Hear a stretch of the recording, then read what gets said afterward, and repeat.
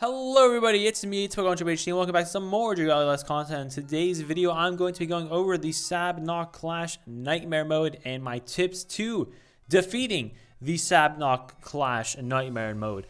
Sabnock is so fun to say. Okay, so basically this is an incredibly hard battle.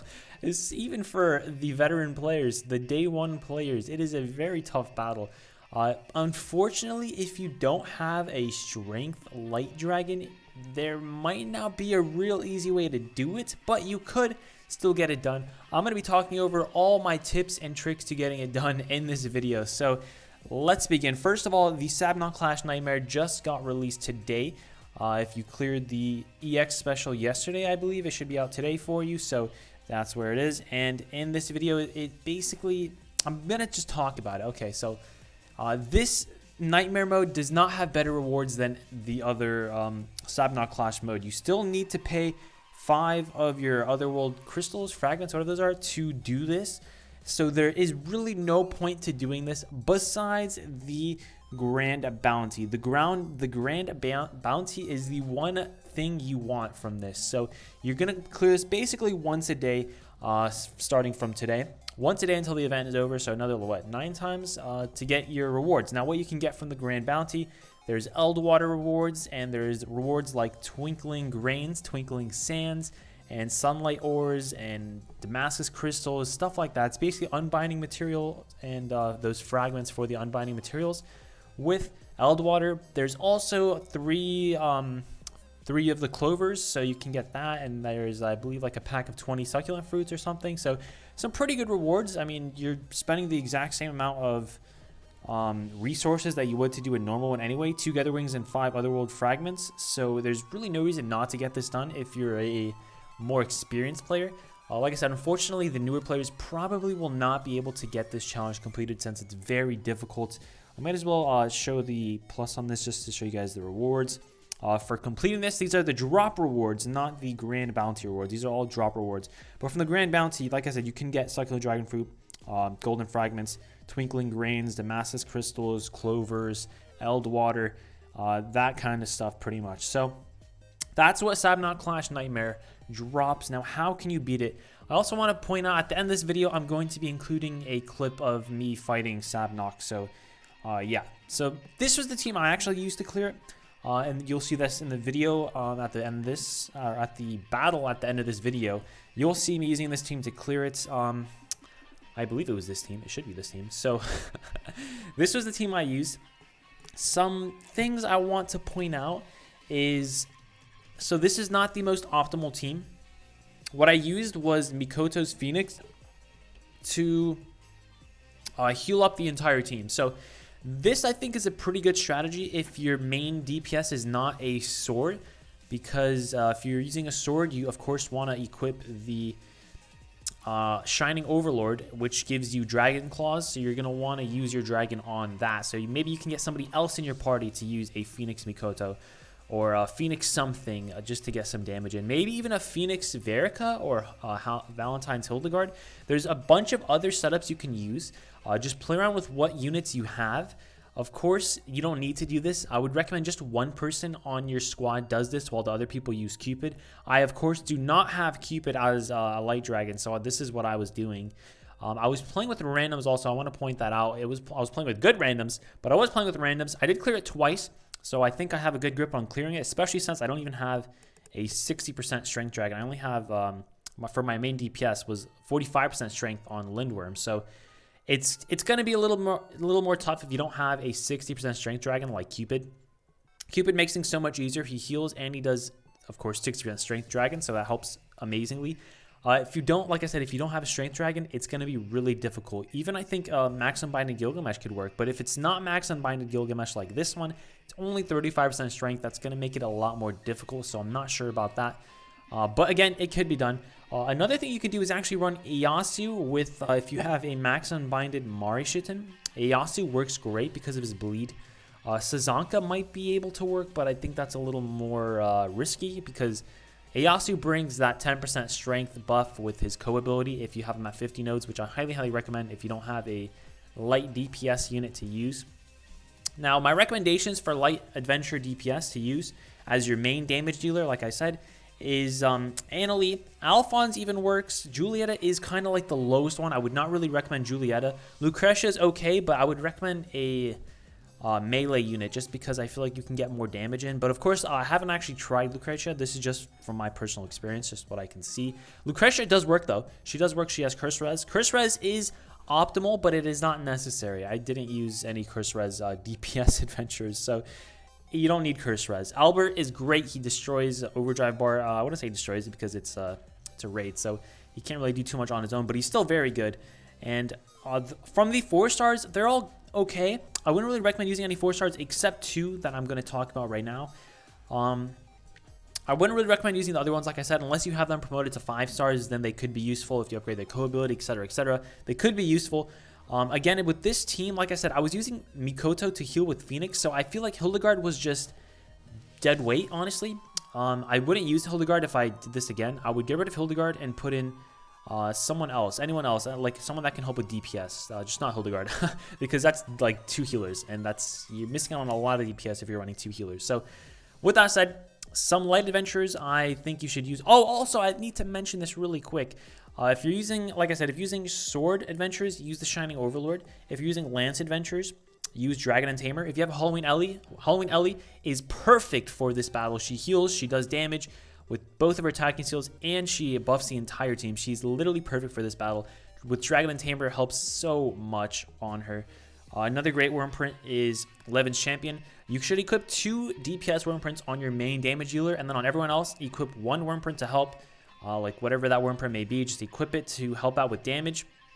Or if you're running a healer, something like this to help keep them alive and to help with the recovery potency.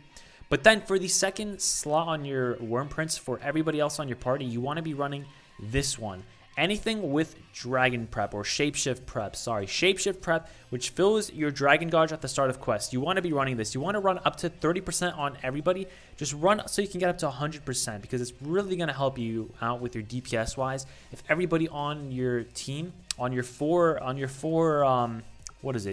4 people playing and then there's 4 adventures on those people's team. Just make sure you have up to 100% Dragon Prep with everybody combined. With all 16 adventures combined, just have 100% Dragon Prep. It really, really helps out. Like I said, if you're playing with friends, helps so much more. If you get them on Discord and you could talk to them, tell them what to do, it helps so much more to do that. So the 4-star adventures that I would like to point out and recommend is these 2. So first up, I'll talk about Zhao Lei. She's actually a 3-star. I promoted her to 4-star. The reason I have her is because of her second skill.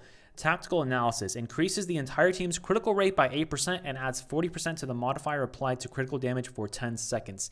This is a very, very, very, very good skill to have, especially for her because she has ability that's also great with skill damage plus 20%. So that really, really helps her out. She can deal a bunch of damage with her first skill, and with her second skill, she can buff up the entire team. This is very good. Like I said, it helps out so much, especially if you have other ways to boost your critical rate or critical damage with worm prints or with skills, abilities, etc., etc. Like Cupid really, really helps out. This is stacks and it just makes it amazing. I highly recommend using her to help out. As like I said, as a 4th member, I wouldn't really put her like first on your party. I would think she was just backup slot. That's what I would use her as. Like throw her on your party. Like for me, I would throw her since I already on this team that I use. I already had Odetta, which is the other one I'm going to talk about. I had my main DPS right here with Annalie. I had Mikoto for healing. I would have replaced Hildegard with Zhao Lei probably. So that's my recommendation for Zhao Lei. She's actually very, very good. She helps out a ton for this battle. Next up is Odetta. Odetta helps out tremendously, like I said, because she has 2 ways of helping out. First up, her Liberty Slash deals light damage to enemies in a line and reduces their defense by 5%. This helps DPS a bunch since there's 16 people attacking Sabnock. Granted, the reducing defense doesn't happen often, but when it does, it helps DPS a lot, like I said. And next up, Freedom Ring restores HP to the user and nearby ally, so it heals your team, and it increases their strength by 15% for 15 seconds. Now, for this one, you need to be near your teammates for it to take effect, so that's the reason it's not amazing, but it's still very, very good. She basically helps out with DPS a ton, and she has this HP 7% equals strength plus 10%, which helps a bunch. If you promote her to 5 stars, which she's actually a very, very good 5-star, one of the leading damage DPSs in the light adventure pool. She has buff time plus 20%, which even makes her better since her strength buff is even improved. And sorry about that. There was a text message right there. Hopefully wasn't there for too long. So that's my recommendations. Now I'm going to play the clip of my Sabnock clear. It was a deathless clear, and it's probably going to be playing until the end of the video, so you can just watch that if you want to see how we did it. Like I said, in that, it was with a random team, so we didn't even have everything optimized. And we actually, there's a little bit of time at the end of the Sabnock Clash where you can fight him after the clock runs past 0.